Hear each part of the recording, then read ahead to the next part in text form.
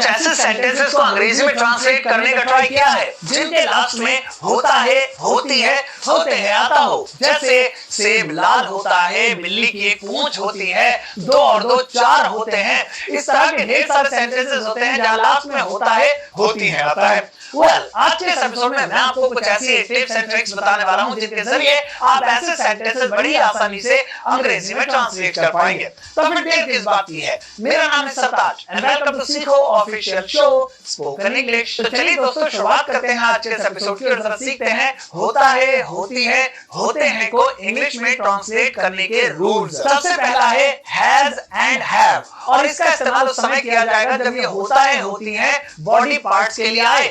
जैसे इंसान के 2 पैर होते हैं, Human has 2 legs. गाय के 2 सींग होते हैं, A cow has 2 horns. वहीं अगर हम बॉडी पार्ट्स को पास्ट में बताना चाहें, यानी होते थे, होते नहीं है, ऐसे में हम हैज हैव के बजाय हैड का इस्तेमाल करेंगे। डायनासोर की एक लंबी पूंछ होती थी, dinosaurs had a long tail. अगला है इज, एम, आर, इसका इस्तेमाल रंगों के नाम के साथ किया जाएगा। जैसे सेब लाल होता है, अब यहाँ पर एक कलर की बात हो रही है तो इस एम आर का इस्तेमाल करेंगे। एन एप्पल इज रेड, भिंडी हरी होती है, ओकरा इज ग्रीन, आलू सफेद नहीं होते हैं, पोटैटोज आर नॉट व्हाइट। अगला है टेस्ट, और इस टेस्ट का इस्तेमाल भी टेस्ट के लिए ही किया जाएगा, यानी जब हम किसी चीज के टेस्ट के बारे में बात कर रहे हो और वहां पर होता है, होती है बोले तो हम टेस्ट का यूज करेंगे। लेकिन याद रखिएगा अगर वो चीज सिंगुलर है तो हम टेस्ट में एक एस लगा देंगे, हो जाएगा टेस्ट्स, और अगर एक से ज्यादा है तो खाली टेस्ट।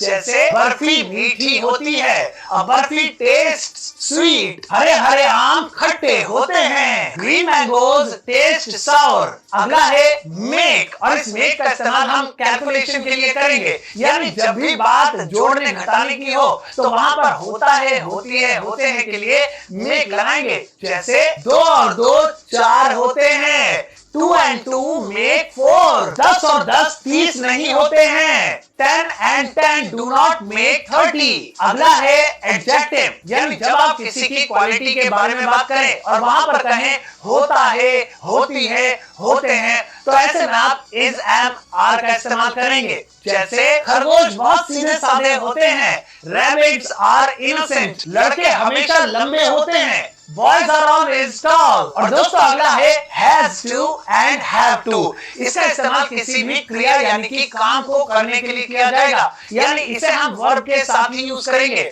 और इसका हिंदी में मतलब होता है करना होता है, यानी कोई काम करना है। जैसे मुझे रोज पैदल जाना होता है, I have to go on foot every day। उसे 10 बजे से पहले कंपनी को ईमेल भेजना होता है, He has to send an email to the company before 10 o'clock। चलिए दोस्तों अब एक हिंदी का सेंटेंस मैं आपको देता हूँ जिसकी इंग्लिश ट्रांसलेशन आपको मुझे बनाकर दिखानी है, और वो सेंटेंस है आपके सारे एपिसोड्स अच्छे होते हैं। इस सेंटेंस की इंग्लिश ट्रांसलेशन